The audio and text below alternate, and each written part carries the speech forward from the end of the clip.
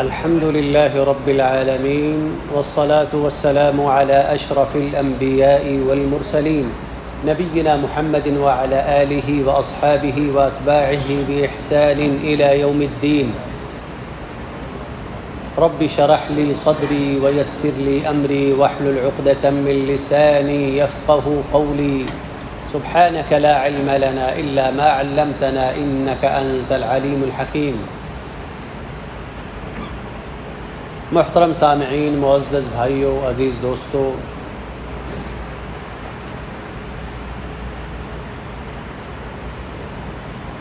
قرآن کریم کی تفسیر اور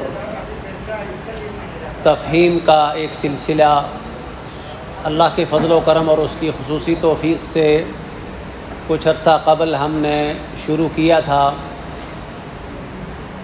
ایک عرصے تک قریب والی جامع مسجد میں یہ سلسلہ چلتا رہا اللہ کے فضل و کرم اور اس کی توفیق سے، اور پھر درمیان سے کچھ انقطاع آ گیا، اور اب اللہ کے فضل و کرم سے اس کا پھر سے آغاز کیا گیا، لیکن جگہ کو تبدیل کر کے اس مسجد میں رکھا گیا. آج تفسیر قرآن کا اللہ کے فضل و کرم سے ہمارا اس مسجد میں پہلا درس ہے. اس سے پہلے ہم سورہ بقرہ کی تفسیر اور توضیح کر رہے تھے، اور غالباً جہاں تک مجھے یاد پڑتا ہے کہ پہلا پارہ ہم نے مکمل کیا تھا.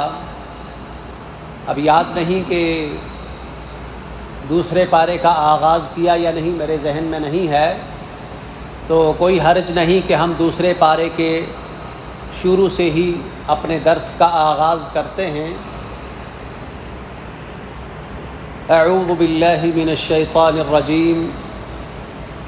سيقول السفهاء من الناس ما ولاهم عن قبلتهم التي كانوا عليها قل لله المشرق والمغرب يهدي من يشاء إلى صراط مستقيم وكذلك جعلناكم أمة وسطا لتكونوا شهداء على الناس ويكون الرسول عليكم شهيدا وما جعلنا القبلة التي كنت عليها إلا لنعلم من يتبع الرسول ممن ينقلب على عقبيه وإن كانت لكبيرة إلا على الذين هدى الله وما كان الله ليضيع إيمانكم إن الله بالناس لرؤوف رحيم.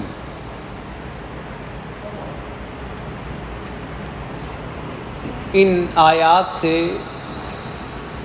قرآن کے دوسرے پارے کا آغاز ہوتا ہے. لفظ پارا یا سپارہ جب اس کا ذکر آیا ہے تو بہت مناسب ہوگا کہ اس کی وضاحت کر دی جائے. قرآن کی یہ جو 30 سپاروں میں یا 30 پاروں میں تقسیم کی گئی ہے، یہ لفظ سپارہ یا پارا یہ اردو زبان کا لفظ ہے، اور ہمارے ہاں ہند و پاک میں یہ معروف اور مشہور ہے. قرآن کی یہ جو 30 حصوں کی تقسیم ہے، اس کے بارے میں سمجھ لیجئے کہ یہ تقسیم اللہ کے رسول صلی اللہ علیہ وسلم کے زمانے میں نہیں تھی، بلکہ صحابہ کا جو ابتدائی آغاز ہے اس میں بھی قرآن کو 30 حصوں میں تقسیم نہیں کیا گیا تھا. ایک نہایت اہم معاملہ ہے، اسی لیے مناسب سمجھا کہ اس کی وضاحت کی جائے. اللہ کے رسول کے دور میں جو قرآن کی تقسیم تھی وہ سورتوں کی تقسیم تھی، اور سورتوں کی ترتیب اور تقسیم جو ہے یہ اللہ کے نبی صلی اللہ علیہ وسلم کے دور سے ہے، اور ایک سورت کے اندر آیات کی ترتیب یہ بھی اللہ کے نبی کے حکم سے ہے. اب یہ نہیں کہ ہم اپنی مرضی سے جس آیت کو چاہیں اس کو کسی صورت میں کسی مقام پر رکھیں، یہ توقیفی ہے. اور اللہ کے نبی صلی اللہ علیہ وسلم کتاب وحی، جو وحی لکھنے والے اللہ کے نبی کے اصحاب تھے، ان کو حکم دیتے جب بھی کوئی قرآن کی آیت نازل ہوتی کہ اس کو فلاں صورت میں فلاں مقام پر لکھا جائے. تو صورتوں کی ترتیب اور ان کے اندر آیات کی ترتیب یہ اللہ کے نبی کے دور سے ہے، ان کے حکم سے ہے۔ اور یہ بھی آپ جانتے ہیں کہ اللہ کے نبی کے دور میں اور ان کے دور کے بعد اللہ کے نبی کے اصحاب کے دور میں بھی قرآن کریم کو اعراب کے ساتھ نہیں لکھا جاتا تھا۔ یہ زبر زیر، یہ پیش، یہ شد اور جزم وغیرہ یہ اللہ کے نبی کے دور میں نہیں تھی۔ اسی طرح حروف پر جو نقاط آپ دیکھ رہے ہیں یہ نقاط بھی اس وقت نہیں تھی، یہ تمام چیزیں بعد میں اضافہ کی گئی۔ اور یہ بات سمجھ لیجئے کہ یہ قرآن کے اندر تبدیلی نہیں ہے۔ کوئی یہ نہ سمجھے کہ کیسے ممکن ہے کہ اللہ کے رسول کے بعد اصحاب نے یا تابعین اور اتباع تابعین نے کیا اپنی مرضی سے قرآن میں کوئی تبدیلی کی ہے؟ یہ ہرگز تبدیلی نہیں ہے۔ مضمون قرآن کے اندر کوئی تبدیلی نہیں ہوئی، نہ ہو سکتی ہے، قیامت تک نہیں ہو سکتی۔ اس کتاب کی حفاظت کا ذمہ اللہ نے لیا ہے، لہٰذا اس کتاب میں کوئی تبدیلی نہیں ہو سکتی۔ البتہ اس قرآن کی تلاوت میں آسانی کے لیے یا تلاوت قرآن کی ترتیب بنانے کے لیے اس کے اندر اس کی تقسیم کرنے میں کوئی حرج نہیں ہے۔ ہر شخص کی اس کی ہمت اور طاقت کے مطابق جتنی مقدار میں وہ تلاوت کر سکتا ہے یہ تقسیم کر رکھی ہے۔ اسی لیے یہ جو 30 پاروں کی تقسیم ہے یہ 30 دن کے حساب سے ایک مہینے کی تقسیم ہے، کہ اگر کوئی شخص چاہے کہ وہ قرآن کو 30 دن میں ختم کرے تو یہ مقدار کے اعتبار سے 30 حصوں میں اس کو تقسیم کیا گیا ہے۔ اس لیے آپ دیکھتے ہیں کہ جو یہ 15 لائنوں والا قرآن ہے، آپ دیکھتے ہیں کہ ہر پارے کے 20 پیج ہیں۔ یہ برابر کی تقسیم ہے مقدار کے اعتبار سے۔ اور یہ ذہن میں رکھیے کہ اس تقسیم میں موضوع کو مد نظر نہیں رکھا گیا، یہ نہیں کہ ہر قرآن کے ہر پارے کا الگ سے موضوع ہے، بلکہ ان کو مقدار کے اعتبار سے تقسیم کیا گیا ہے۔ اسی لیے آپ دیکھتے ہیں کہ بہت سارے پارے ایسے ہیں کہ ایک پارہ ختم ہوتا ہے اور اس کے بعد جب دوسرے پارے کا آغاز ہوتا ہے تو موضوع کے درمیان سے ہی اس کو تقسیم کر دیا جاتا ہے، بلکہ کچھ پارے تو ایسے ہیں کہ وہی موضوع چل رہا ہے اور پارہ ختم ہو گیا اور نئے پارے کا آغاز ہو رہا ہے، وہی سیاق و سباق چل رہا ہے۔ مثال کے طور پر آپ دیکھیے والمحصنات من النساء، 5ویں پارے کا آغاز ہوتا ہے، حالانکہ ایک ہی موضوع چل رہا ہے اور حرف عطف سے اس کا آغاز ہو رہا ہے۔ عام طور پر جملے کا آغاز حرف عطف سے نہیں ہوتا، اسی لیے 22واں پارہ دیکھ وَمَن يَقْنُتْ لِلَّهِ، حالانکہ حرف عطف سے جملے کا آغاز نہیں ہوتا۔ تو یہ مقدار کی تقسیم ہے، ذہن میں رکھیے، یہ موضوعاتی تقسیم نہیں ہے۔ اور اس پارے کے اندر بھی آپ تقسیم دیکھتے ہیں، جیسے عرب میں جو تقسیم معروف ہے وہ حزب کی تقسیم ہے۔ ہر پارہ 2 حزب پر مشتمل ہے۔ اگر کوئی چاہے کہ 60 دن کے اندر قرآن کو ختم کرے تو ایک پارے میں 2 حزب ہیں، تو یہ اس کی 60 دن کی تقسیم ہو گئی۔ اسی طرح ہر حزب کے بھی 4 حصے کر رکھے ہیں، آپ دیکھتے ہیں اس کے اندر ثمن لکھا ہوتا ہے، ربع لکھا ہوتا ہے، نصف لکھا ہوتا ہے۔ تو یہ عربوں کے ہاں یہ تقسیم معروف ہے۔ حزب کو بھی مزید آگے تقسیم در تقسیم کیا گیا ہے تاکہ قرآن کی تلاوت کی ترتیب بن سکے۔ لیکن یہ تمام جتنی بھی ترتیبیں میں نے آپ کے سامنے رکھی ہیں ان کا موضوع سے کوئی تعلق نہیں۔ بعض اوقات ایک ہی موضوع چل رہا ہے، درمیان میں اس کو کاٹ کے حزب بنا دیا جاتا ہے اور اس کے بعد حزب کے بھی آگے حصے بنا دیے جاتے ہیں۔ ہمارے ہاں ہند و پاک میں جو تقسیم ہے پاروں کے ساتھ وہ رکوع کی تقسیم ہے۔ اسی لیے آپ دیکھتے ہیں کہ قرآن کے صفحات کے جانب میں عین کی شکل بنی رہتی ہے رکوع، اور اس سے مراد ہے نماز کا رکوع، کہ نماز میں تلاوت کے لیے قرآن کی تقسیم کی جائے کہ آپ ایک رکعت میں کتنا قرآن پڑھیں۔ اور یہ بات ذہن میں رکھیں، یہ قرآن کی بعد میں ہونے والی سب سے خوبصورت اور بہترین ترتیب ہے۔ بہت سارے لوگ یہ نہیں جانتے۔ ہمارے ہند و پاک میں اگرچہ ہم عجم تھے، عرب نہیں تھے، لیکن ہم نے قرآن کو بہترین انداز سے تقسیم کیا، رکوع کی جو تقسیم ہے۔ اور یہ ذہن میں رکھیے کہ قرآن کی جو رکوع کی تقسیم ہے یہ مقدار کے اعتبار سے نہیں ہے۔ بعض اوقات ایک ہی پیج میں آپ کو 2 رکوع ملیں گے، اور بعض اوقات 2 یا 3 پیج کا ایک رکوع بنتا ہے۔ تو قرآن کی یہ جو ترتیب ہے یہ مقدار کے اعتبار سے نہیں، کوانٹٹی کے اعتبار سے یہ تقسیم نہیں ہے، بلکہ کس چیز کو مد نظر رکھا گیا؟ موضوع کو مد نظر رکھا گیا، ٹاپکس کو مد نظر رکھا گیا، ایک موضوع کی آیات کے مجموعے کو ایک رکوع بنا دیا گیا۔ اور یہ عرب بھی اس سے تعجب، عرب علماء کئی دفعہ ان سے بات ہوئی کہ ہند و پاک میں یہ جو اتنی خوبصورت تقسیم ہوئی، موضوعاتی تقسیم، اب یہ نہیں کہ آپ قرآن میں پڑھ رہے ہیں، ایک موضوع ابھی نامکمل ہے تو آپ نے رکوع کر دیا۔ ہمارے ہاں یہ جو موضوع کی تقسیم ہے، یہ رکوعات کی تقسیم موضوعاتی تقسیم ہے۔ آپ الگ الگ موضوع کو الگ کر سکتے ہیں، ایک رکعت میں ایک موضوع کی آیت پڑھیں گے، اور اس کے بعد جب یہ موضوع ختم ہوا تو اگلی رکعت میں آپ دوسرے موضوع کی آیات تلاوت کریں گے۔ اسی لیے بعض رکوع بہت چھوٹے ہیں اور کچھ رکوع جو ہے بہت طویل ہیں۔ اس کا تعلق ان آیات کے ٹاپک کے ساتھ ہے، مقدار اور کوانٹیٹی کے ساتھ نہیں ہے۔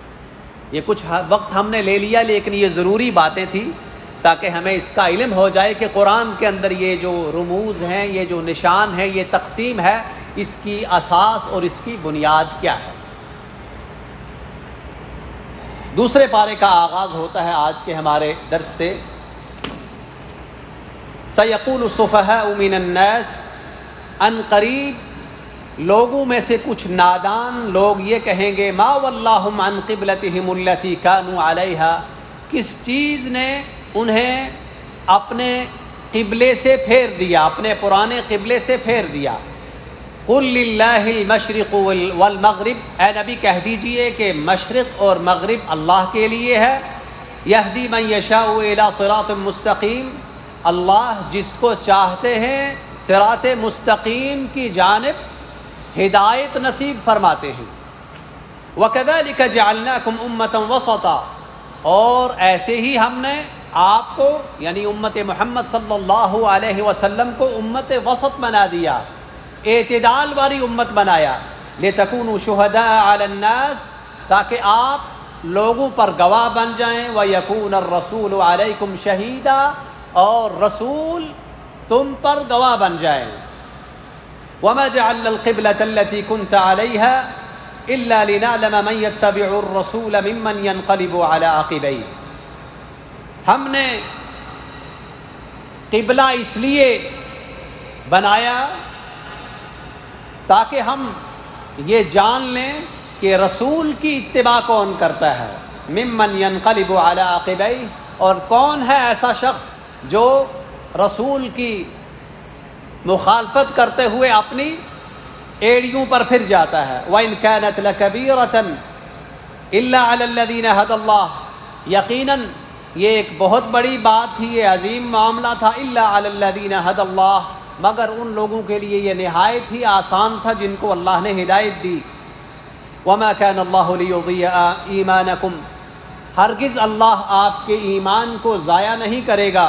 إِنَّ اللَّهَ بِالنَّاسِ لَرَءُوفٌ رَحِيمٌ، اللہ تعالی لوگوں کے ساتھ مہربان، نہایت مہربان اور رحم کرنے والے ہیں۔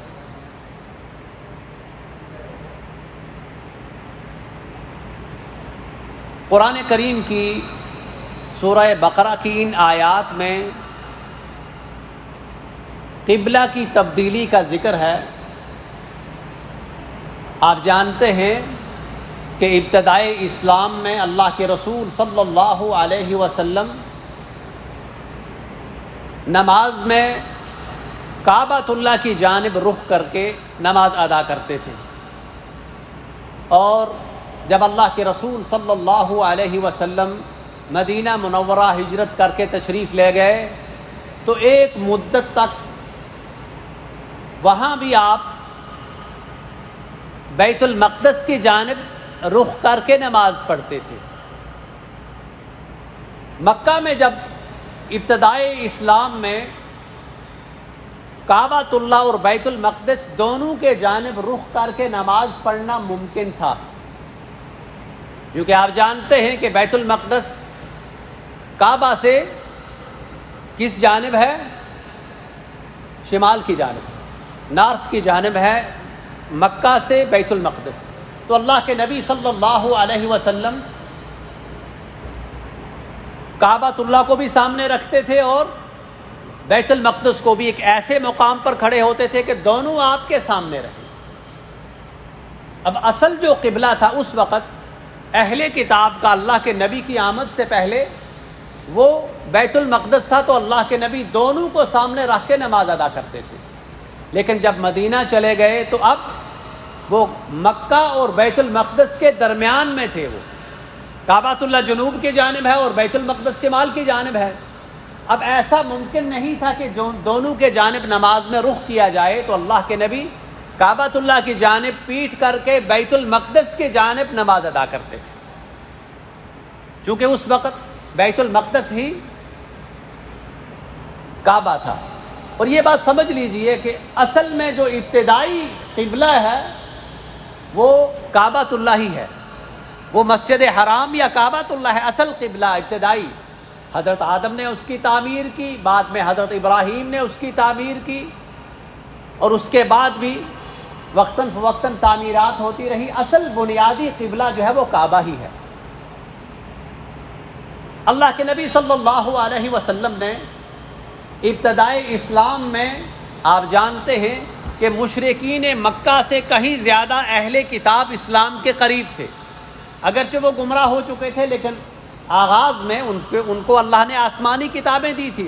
تو اللہ کے نبی نے مشرکین مکہ کی مخالفت کرتے ہوئے اور اہل کتاب کی موافقت کرتے ہوئے وہ کعبۃ اللہ اور بیت المقدس کو سامنے رکھتے تھے۔ اصل میں وہ قبلہ جو ہے وہ بیت المقدس کو سمجھتے تھے، لیکن کعبۃ اللہ کی عظمت کے سبب سے اس کو بھی سامنے رکھتے تھے، کیونکہ ایسا کرنا ممکن تھا تاکہ مشرکین مکہ کی مخالفت ہو جائے اور اہل کتاب کی موافقت ہو جائے۔ وہ ہمارے زیادہ قریب تھے، وہ آسمانی دین کو ماننے والے تھے۔ مدینہ جانے کے بعد ایسا ممکن نہیں رہا۔ ایک عرصے تک اللہ کے نبی بیت المقدس کی جانب منہ کر کے، اس کے جانب رخ کر کے نماز پڑھتے رہے، لیکن اللہ کے نبی دل سے یہ چاہتے تھے کہ وہ کعبۃ اللہ کی جانب رخ کر کے نماز ادا کریں، دو اعتبار سے۔ ایک اعتبار یہ تھا کہ یقیناً کعبۃ اللہ بیت المقدس سے کہیں زیادہ افضل ہے اور وہ قبلہ قدیم ہے۔ دوسرا سبب یہ تھا جغرافیائی سبب کہ اللہ کے نبی کی جائے پیدائش تھی وہ شہر مکہ سے، اور کعبہ سے ان کو محبت تھی، وہ اس سے مانوس تھے، تو وہ چاہتے تھے کہ اسی رخ وہ نماز ادا کریں۔ یہ دل کی خواہش تھی، تو اللہ کے نبی کے اصحاب بھی یہی چاہتے تھے۔ تو بعد میں اللہ تعالیٰ نے قبلے کو تبدیل کرنے کا حکم دے دیا، اور تقریباً 16 یا 17 مہینوں تک اللہ کے نبی ایسے ہی بیت المقدس کی جانب رخ کر کے نماز ادا کرتے رہے۔ بعد میں اللہ نے قبلے کی تبدیلی کا حکم دے دیا، اور مستقل طور پر کعبہ جو ہے یہ قبلہ قرار پایا مسلمانوں کا۔ ان آیات میں اسی واقعے کا ذکر ہے، پس منظر ذکر کرنا ضروری تھا تاکہ معاملہ سمجھ آ جائے۔ ان قریب سیقول السفہاء من الناس، ان قریب کچھ نادان لوگ یہ کہیں گے ما واللہم عن قبلتہم التی کانوا علیہا، کس چیز نے ان کو اپنے پرانے قبلے سے رخ کو بدلنے پر مجبور کر دیا۔ پرانا قبلہ کون سا تھا؟ بیت المقدس۔ مدینہ میں جب یہ آیات نازل ہوئی، یہ قبلہ کے تبدیلی سے پہلے نازل ہوئی یہ آیات، ابھی قبلہ تبدیل نہیں ہوا تھا، تو اللہ کے نبی نے اللہ تعالیٰ نے اپنے نبی کو خبر دی، اور اس میں ان کے لیے خوشخبری بھی تھی اور ان کے لیے اطلاع بھی تھی کہ قبلہ تبدیل ہونے کے بعد اللہ نے ان کو بتا دیا کہ اب یہ آپ کا قبلہ تبدیل ہوا ہے۔ سیقول السفہاء من الناس، کچھ نادان لوگ آپ پر اعتراض کریں گے ما واللہم عن قبلتہم التی کانوا علیہا، کہ پرانے قبلے کو تبدیل انہوں نے کیوں کر دیا، آپ پر اعتراض کریں گے۔ کون اعتراض کرے گا؟ مومن نہیں کریں گے۔ السفہاء من الناس، اور اس سے مراد کون ہے یہ نادان لوگ؟ بتا سکتا ہے کوئی؟ جی، اس سے مراد عام طور پر مدینہ کے یہود ہیں، کیونکہ اس وقت مدینہ میں مشرکین، مسلمان اور یہود وہاں آباد تھے، لیکن اس سے مراد یہود ہے، اس لیے کہ یہود بیت المقدس کو اپنا قبلہ سمجھتے تھے۔ جب مسلمانوں میں نے قبلہ تبدیل کیا تو انہوں نے پروپیگنڈا شروع کر دیا کہ انہوں نے اپنا قبلہ کیوں تبدیل کر دیا ہے، طرح طرح کی باتیں کرنا شروع کر دی۔ تو اللہ نے اپنے نبی کو پہلے سے بتا دیا کہ یہود آپ کے بارے میں اس طرح کی باتیں کریں گے کہ قبلہ کیوں تبدیل ہو گیا، کیا ان کا دین تبدیل ہوتا رہے گا؟ ما ولاہم، کس نے ان کو پھیر دیا، عن قبلتہم التی کانوا علیہا، اس قبلے سے کہ جس کے جانب رخ کر کے یہ پہلے نماز ادا کر رہے تھے۔ یہ اللہ کے نبی نے ان کو خبر دے دی۔ اور یہاں ایک نقطہ ہے کہ اللہ کے نبی کو پہلے سے ذہنی طور پر تیار کر دیا کہ آپ کے بارے میں یہ اعتراض ہوگا، اور اسی آیت میں اس اعتراض کا جواب بھی اللہ نے دے دیا کہ اگر آپ پر یہ اعتراض ہو تو آپ نے جواب کیسے دینا ہے، کیونکہ اللہ کے نبی صلی اللہ علیہ وسلم اپنی جانب سے کوئی بات نہیں کرتے تھے، ان ہوا الا وحی یوحی، تو اس اعتراض کا جواب بھی اللہ نے ان کو قرآن میں ہی دے دیا۔ پہلی بات یہ ہے کہ یہاں اللہ نے یہ فرمایا سفہاء من الناس، کچھ نادان لوگ آپ سے یہ بات کہیں گے، اعتراض کہیں گے۔ یہاں سے یہ بات ظاہر ہوئی کہ وحی پر جو شخص اعتراض کرتا ہے کبھی عاقل نہیں ہو سکتا۔ اللہ کے نبی نے قبلہ کیوں تبدیل کیا؟ رب کے حکم سے تبدیل کیا، اور وحی کے ذریعے سے، اپنی مرضی سے نہیں کیا۔ اسی لیے اللہ نے کہا سیقول السفہاء من الناس، کچھ نادان، یہ نہیں کہا کچھ لوگ کہیں گے، بلکہ کچھ نادان لوگ کہیں گے۔ وحی پر، اللہ کے حکم پر جو شخص اعتراض کرے وہ عقل مند نہیں ہو سکتا، بھلے وہ اپنے آپ کو اسکالر کہے، وہ دانشور کہے، وہ عقل مند کہے۔ جو شخص کتاب و سنت پر اعتراض کرتا ہے، اپنی جانب سے اپنے فلسفے جھاڑتا ہے، وہ کبھی عقل مند نہیں ہو سکتا۔ قرآن اور سنت کی روح سے وہ شخص نادان ہے، وہ بے وقوف ہے۔ اس بات کو ہائی لائٹ کرنا اس لیے ضروری ہے کہ آج کے دور میں جب کہ ہر شخص کی میڈیا تک رسائی ہے، سوشل میڈیا خاص طور پر، کتنے ہی ایسے اسکالر آپ دیکھتے ہیں آئے دن نئے نئے شوشے چھوڑتے رہتے ہیں، اپنی عقل کے گھوڑے دلاتے ہیں، وحی کے سامنے، قرآن کے سامنے، سنت رسول کے سامنے وہ اعتراض کرتے ہیں کہ یہ آیت سمجھ میں نہیں آ رہی، یہ آیت ایسی ہے، یا قرآن کے بارے میں کہتے ہیں کہ یہ ایک پرانی کتاب ہے، آج کے ترقی یافتہ دور میں اس پر عمل کرنا ممکن نہیں، یا یہ کتاب ایسی ہے کہ جو رجعت پسندی اور قدامت پسندی کی جانب لے کر جا رہی ہے۔ آج تو جدید دور ہے، وہ لوگ جدید نہیں ہیں، قرآن ان کو کہتا ہے سیقول السفہاء من الناس، یہ اللہ کے ہاں اور اسلام کے ہاں نادان لوگ ہیں جو اللہ کی وحی یا کتاب و سنت پر اعتراض کرتے ہیں۔ اور اس اعتراض کے دو سبب ہیں۔ سب سے بڑا سبب یہ ہے وہ جاہل ہیں، وہ اس کتاب کو جانتے ہی نہیں، اور دوسرا سبب ہے اسلام سے عناد اور دشمنی، جو سبب یہود کے اعتراض میں تھا۔ تو جو بھی شخص کتنے ایسے لوگ ہیں جو آج کل بعض اوقات احادیث پر اعتراض کرتے ہیں، جی ہماری عقل نہیں مانتی۔ بھائی تمہاری عقل نہیں مانتی، تم اپنی عقل کا علاج کراؤ، تم اپنی عقل کا ماتم کرو۔ حدیث پر اعتراض کرنا، اور یاد رکھیے حدیث بھی قرآن کی طرح وحی ہے، یہ یاد رکھیں جملہ، حدیث وہ بھی وحی ہے، لیکن وہ حدیث الفاظ اللہ کے نبی کے ہیں، مفہوم رب کا ہے، جبکہ قرآن الفاظ بھی رب کے ہیں، مفہوم بھی رب کا ہے۔ یہ اللہ کا کلام ہے، حدیث اللہ کا کلام نہیں، الا کہ حدیث قدسی جو ہے وہ اللہ کا کلام ہے، لیکن حدیث اللہ کے نبی کا کلام ہے، مفہوم اللہ کے نبی نے۔ تو جو شخص کسی حدیث پر اعتراض کرے کہ مجھے سمجھ نہیں آتی، میری عقل نہیں مانتی، تو وہ شخص اسکالر نہیں ہے، دانشور نہیں۔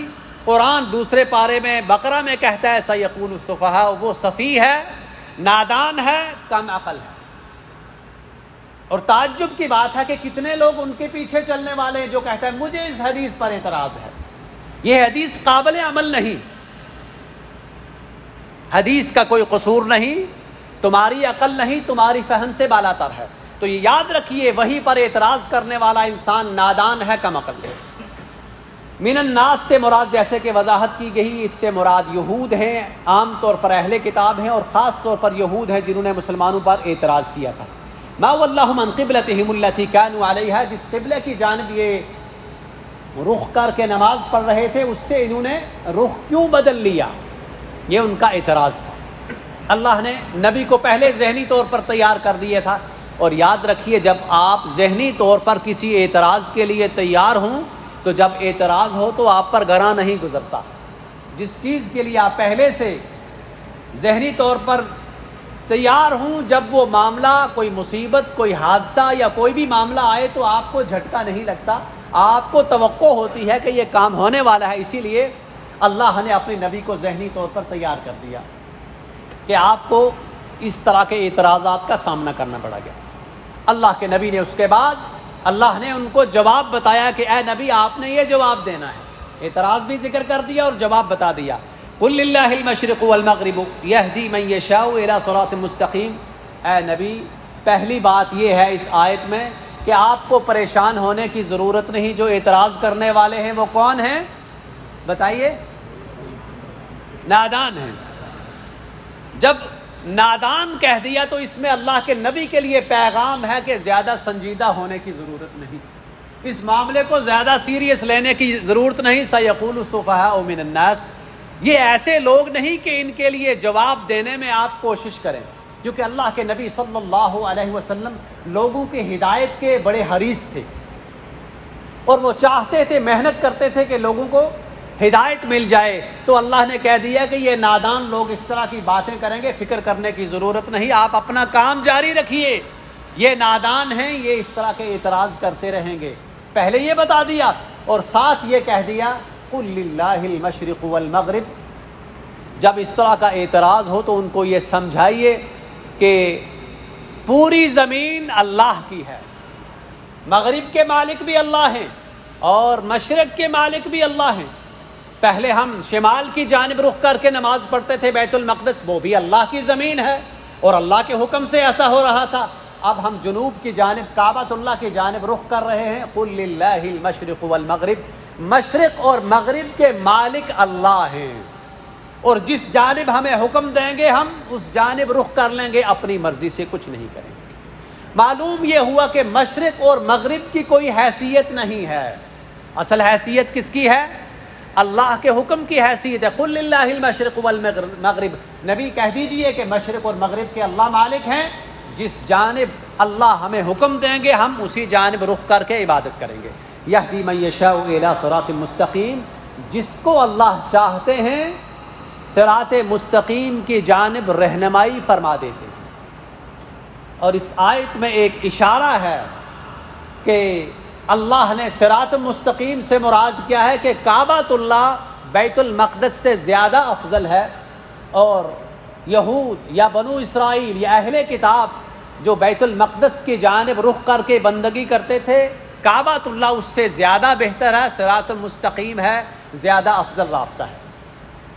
یہ ذہن میں رکھیے کہ بیت المقدس اس سے پہلے، اس کی تعمیر سے پہلے، بلکہ اس کے تعمیر کے بعد بھی کعبۃ اللہ کے جانب ہی رخ کر کے نماز اور بندگی کی جاتی تھی.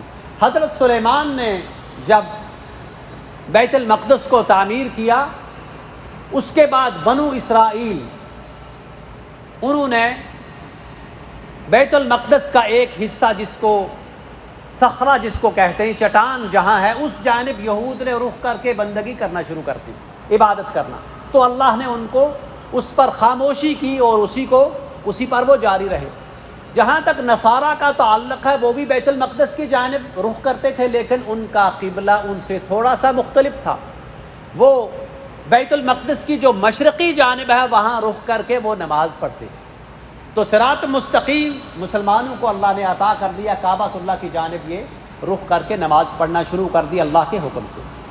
وَكَذَلِكَ جَعَلْنَاكُمْ أُمَّةً وَسَطًا، ایسے ہی ہم نے آپ کو معتدل یا امت وسط بنا دیا۔ کذالک سے مراد کیا ہے کہ جس طرح ہم نے آپ کو قبلہ جو عطا کیا ہے وہ بیت المقدس سے افضل ہے، اسی طرح ہم نے آپ کو افضل بنا دیا ساری اقوام سے۔ کذالک آپ کو قبلہ اعلیٰ اس لیے دیا، جو بیت العتیق ہے، پرانا گھر ہے، ان اول بیت وضع للناس، سب سے پہلا گھر ہے زمین پر، اور آدم سے لے کر آخری نبی تک تمام کا یہ کعبہ ہے، ہم نے افضل قبلہ آپ کو دیا اس لیے۔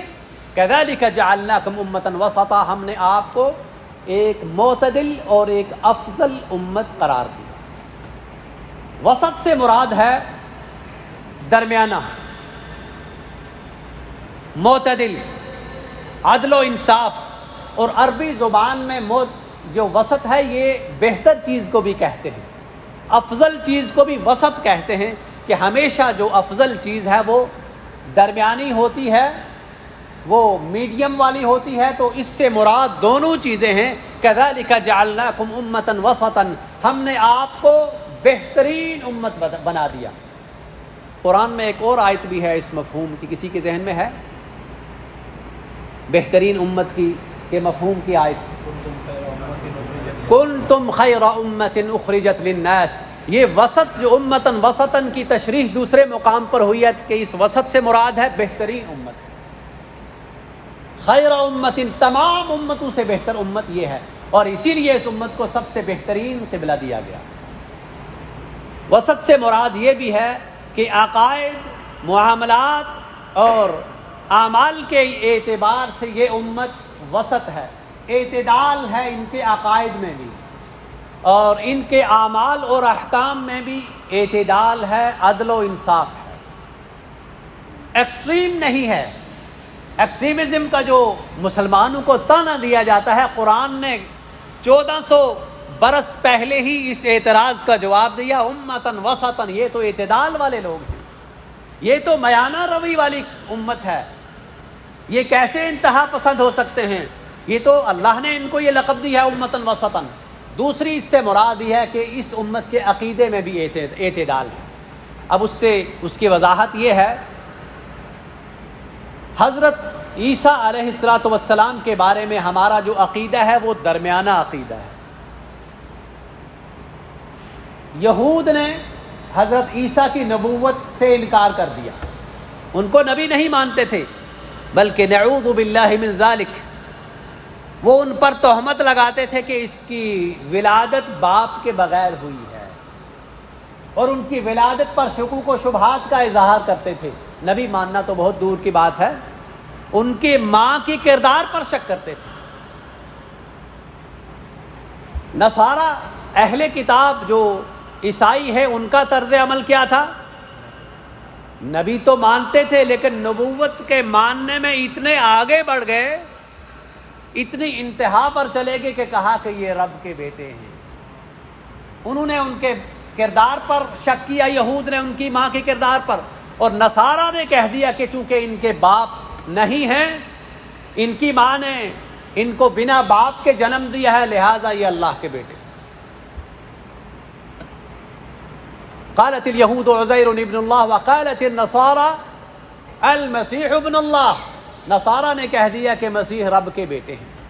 اب یہ دونوں اعتقاد گمراہی پر مبنی ہیں، حضرت عیسیٰ کی دشمنی کرنا اور ان کو حد سے آگے بڑھا کے رب کا بیٹا کہہ دینا، دونوں گمراہی ہے۔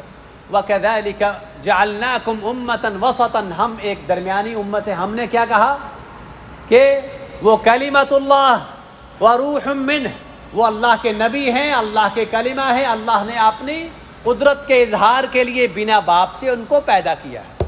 نہ وہ اللہ کے بیٹے ہیں اور نہ وہ نعوذ باللہ ان کی ماں کے کردار پر کوئی شک کیا جا سکتا ہے۔ یہ ہمارا درمیانہ عقیدہ ہے۔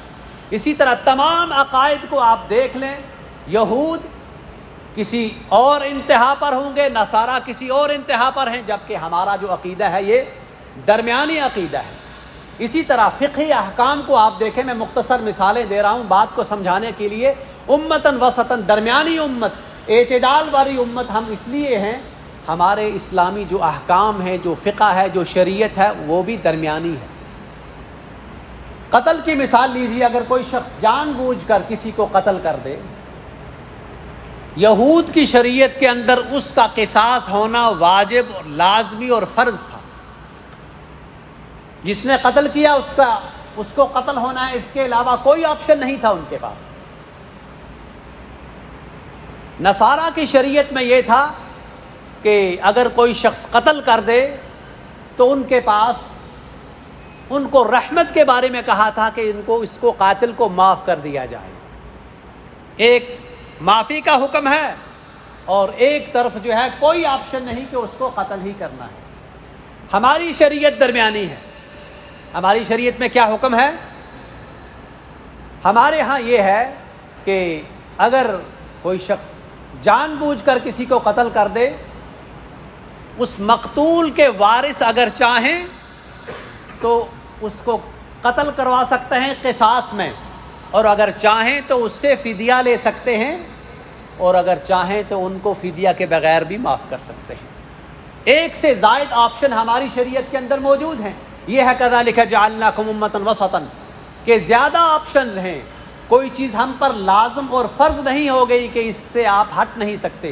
یہ درمیانی امت ہے، ہمارے ہاں تخفیف ہو گئی۔ اسی لیے آئے دن آپ دیکھتے ہیں کہ فلاں نے اپنے فلاں مقتول کے وارثوں نے اپنے قاتل کو معاف کر دیا، کسی نے دیت لے لی اور کسی نے اس کے بغیر معاف کر دیا۔ تو یہ جو مثالیں آپ کو دی ہیں، ہمارا عقیدہ بھی اعتدال اور میانہ روی والا ہے، اور ہمارے احکام اور شریعت بھی درمیانی شریعت ہے۔ وَكَذَلِكَ جَعَلْنَاكُمْ أُمَّةً وَسَطًا لِتَكُونُوا شُهَدَاءَ عَلَى النَّاسِ، آپ کو سب سے افضل امت اس لیے بنایا، درمیانی امت اس لیے بنایا لِتَكُونُوا شُهَدَاءَ عَلَى النَّاسِ، تاکہ آپ گزشتہ جو امتیں اور اقوام ہیں ان پر گواہی دیں۔ ہم نے گواہی دینی ہے امت محمد نے، کس پر گواہی دینی ہے؟ گزشتہ اقوام پر۔ کیا کسی نے امت محمد کے کسی شخص نے گزشتہ کسی نبی کے امتی کو پایا ہے؟ نہیں پایا۔ یا اگر اللہ کے نبی کے صحابہ نے، اللہ کے نبی نے چند گنے چنے لوگوں کو پایا ہے، جیسے ورقہ ابن نوفل تھے، یا کچھ لوگ جو حضرت عیسیٰ کے دین پر تھے، لیکن کیا عمومی طور پر ہم نے کسی پرانی امت کے فرد کو پایا ہے؟ گواہی کیسے دیں گے؟ اور گواہی کا مطلب کیا ہے؟ کہ ہم وہاں حاضر ہیں۔ شاہد سے کیا مراد ہے؟ حاضر۔ تو امت محمد ان کو افضل بنایا ہے تاکہ گزشتہ امتوں پر گواہی دیں گے۔ اب اس گواہی کی صورت کیا ہے؟ حدیث میں اس کا ذکر آیا ہے، قیامت کے دن انبیاء سے جب یہ پوچھا جائے گا کہ آپ نے کیا اپنی امتوں تک دین کو پہنچا دیا، تو وہ کہیں گے کہ اے اللہ، ہم نے آپ کے حکم سے آپ کے دین کو اپنی امتوں تک پہنچا دیا اور اس کا حق ادا کیا۔ جب ان کی امت سے پوچھا جائے گا، وہ انکار کریں گے کہ ما جاءنا من بشیر ولا نذیر، ہمارے پاس تو کوئی ڈرانے والا اور خوشخبری دینے والا کوئی نہیں آیا، ہمیں تو علم ہی نہیں ہے۔ تو نبی سے کہا جائے گا کہ گواہ لے کر آؤ، رب کو تو علم ہے۔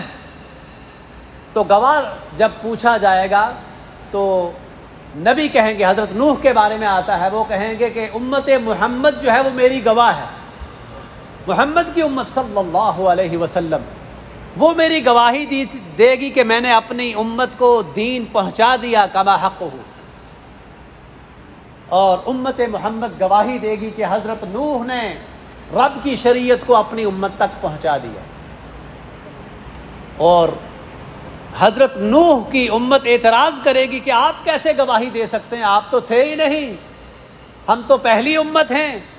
حضرت نوح وہ تو ابتدائی رسول ہیں، ان سے پہلے نبی تھے، رسول پہلے ہیں حضرت نوح۔ تو امت محمد جواب دے گی کہ ہم اس وقت نہیں تھے، لیکن ہم نے رب کی گواہی کی بنیاد پر گواہی دی ہے۔ ہماری گواہی کیسے ہوگی؟ رب کی گواہی، اور رب کی گواہی کی ہے کیا ہے؟ اس قرآن میں ہے وَلَقَدْ أَرْسَلْنَا نُوحًا إِلَىٰ قَوْمِهِ فَلَبِثَ فِيهِمْ أَلْفَ سَنَةٍ إِلَّا 50 عَامًا۔ تو قرآن کے اندر رب نے گواہی دی کہ حضرت نوح نے اپنی قوم تک شریعت کو پہنچایا، ہم نے رب کی گواہی کو پڑھا، نبی سے لیا، قیامت کے دن ہم گواہی دیں گے۔ امت محمد کہے گی کہ نوح نے اپنی امت تک دین کو پہنچا دیا۔ تو اس طرح یہ امت گزشتہ اقوام کی گواہی کیسے دے گی؟ اس وحی کی بنیاد پر، اس کتاب کی بنیاد پر جس پر اللہ کے نبی صلی اللہ علیہ وسلم نے جو گواہی جو ہے ہم تک پہنچی ہے۔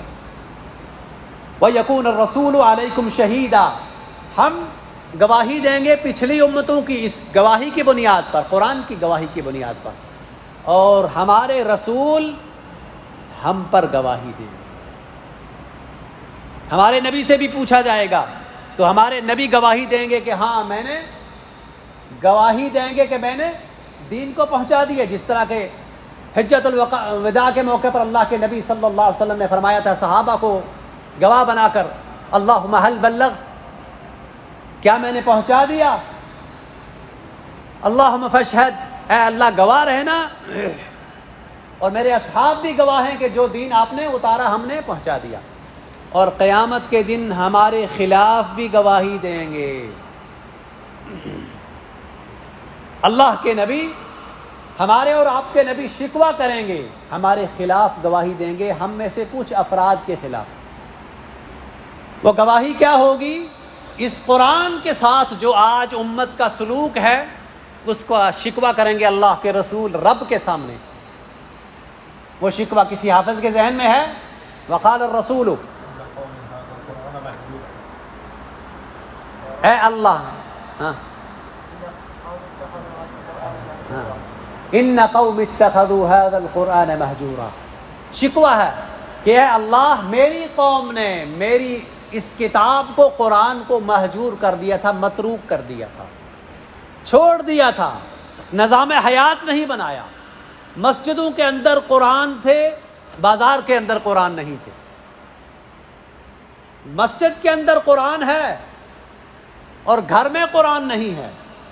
قرآن صرف رسم بن کے رہ گیا ہے۔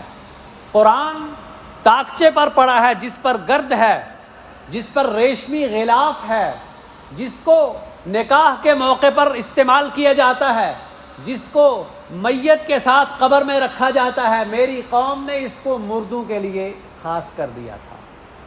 یہ مردوں کے لیے نہیں ہے، یہ زندگی کے لیے ہے، یہ زندہ قوموں کے لیے ہے۔ یہ شکوہ اللہ کریں گے ہمارے بارے میں، ہماری اللہ کے نبی کے قوم کے باہر بعض افراد کی پر جو ہے اللہ کے نبی شکوہ کریں گے انہوں نے قرآن کا حق نہیں ادا کیا۔ امت کے کچھ لوگوں نے قرآن فروشی شروع کر دی، قرآن کو بیچنا شروع کر دیا۔ کیا مطلب بیچنے کا؟ قرآن کو بیچنا جائز ہے؟ بیچنا تو جائز ہے، یہ تو بھی خرید کے لا سکتے ہیں نا قرآن۔ کون سا بیچنا ممنوع ہے؟ جس کو بیچ کر پیٹ پوجا کی جائے، پیٹ پالنے کے لیے قرآن کو پڑھا جائے۔ اور کچھ لوگوں کا پیشہ ہی یہی ہے، پروفیشن بنا لیا ہے، قرآن فروش ہیں، وہ بیچتے ہیں قرآن پڑھ کے۔ جب پیسہ نہیں ملے گا تو بند رہتا ہے، جب کھلے گا قرآن پیسے کے لیے۔ اور قرآن فروشی کی ہمارے معاشرے میں اور کون سی شکل ہے کسی کے ذہن میں؟ قرآن پڑھ کے بخشتے ہیں، خود نہیں پڑھتے۔ کچھ لوگ پڑھنے والوں سے کہتے ہیں ہمارے بابا کی وفات ہو گئی، قرآن آپ پڑھے ہیں، بابا تمہارا ہے قرآن قاری پڑھے۔ کیا وہ تمہارے بابا سے اس کا کیا تعلق ہے؟ اس کو تو اپنے پیٹ سے تعلق ہے۔ کم وقت خود پڑھ۔ پہلی بات ہے قرآن آپ کی ذات کے لیے، بابا کے لیے نہیں۔ بابا وہی جو قرآن پڑھ لیے ساتھ لے گئے، نہیں پڑھے تو دوسرے کے پڑھنے کا فائدہ نہیں۔ اور کچھ لوگ پڑھتے ہیں قرآن بخشتے ہیں، جی اتنے قرآن بخش دیے، اس کو قرآن بخش دیے، اس سے پیسے لیجیے۔ قرآن فروشی کی بہت بڑی قسم ہے۔ تجھے کس نے کہا اس کو قرآن کو؟ پہلی بات ہے تجھے اختیار کس نے دیا کہ تو اس کا ثواب دوسرے میں ٹرانسفر کر دے؟ یہ کوئی اکاؤنٹ سے پیسہ ٹرانسفر کرنا ہے کہ تو اجر ٹرانسفر کر رہا ہے؟ یاد رکھیے نقطہ، مذاق میں مت لیجیے اس کو۔ ہمارے معاشروں میں قرآن کے ساتھ یہ سلوک کیا جا رہا ہے، پڑھ کے اس کو بخش دیا، اس نے آگے کسی اور کو بخش دیا۔ ہرگز ایسا نہیں ہے۔ اور ایک اور بڑی خطرناک قسم کی صورت ہے ہمارے ہاں قرآن فروشی کی، ہے کسی کے ذہن میں؟ قرآن کے تعویذ بنا کر گلوں میں لٹکانا، بازو پر باندھنا، یہ قرآن فروشی ہے۔ قرآن پڑھنے کے لیے آیا ہے، قرآن کو لکھ کر پانی میں گھول کر پلانے کے لیے نہیں آیا، قرآن لٹکانے کے لیے نہیں آیا۔ تعجب کی بات ہے کہ پورا قرآن جو ہے وہ آپ کے ہاتھ میں ہے، وہ اثر نہیں کرتا، تمہارا تعویذ اثر کر دے گا؟ آج کل تو سافٹ ویئر کی شکل میں پوری تفسیر، حدیث، پورا دین آپ کے جیب میں ہے۔ قرآن ایسے نہیں شفا دیتا۔ یقیناً قرآن شفا ہے، لیکن شفا کیسے ملتی ہے؟ الذین آتیناہم الکتاب یتلونہ حق تلاوتہ، تلاوت کے حق ادا کرنے سے قرآن سے شفا ملتی ہے۔ ظاہری امراض سے بھی اور دل کے امراض سے بھی قرآن سے شفا ملتی ہے، لیکن تعویذ سے نہیں ملتی۔ قرآن فروشی کی بہت بڑی قسم ہے کہ تعویذ بیچے جاتے ہیں، قرآن کو لکھ کر بیچا جاتا ہے۔ قرآن اصل میں آیا ہے تلاوت کے لیے، عمل کرنے کے لیے، دستور حیات بنانے کے لیے، ایک فرد کے لیے اور ایک قوم کے لیے دستور حیات ہے۔ تو اللہ کے نبی شکوہ کریں گے ہمارے خلاف، گواہی دیں گے کہ میری قوم نے قرآن کو مہجور کر دیا تھا اور پیٹ بھرنے کے لیے اس کو استعمال کرتے تھے، عمل نہیں کرتے تھے۔ تعجب کی بات ہے کہ آج مسلمان ممالک نے بھی اپنے اپنے آئین بنا لیے ہیں، دستور بنا دیے ہیں۔ قانون بنانے میں حرج نہیں ہے، لیکن اس قانون کی بالادستی ہونی چاہیے۔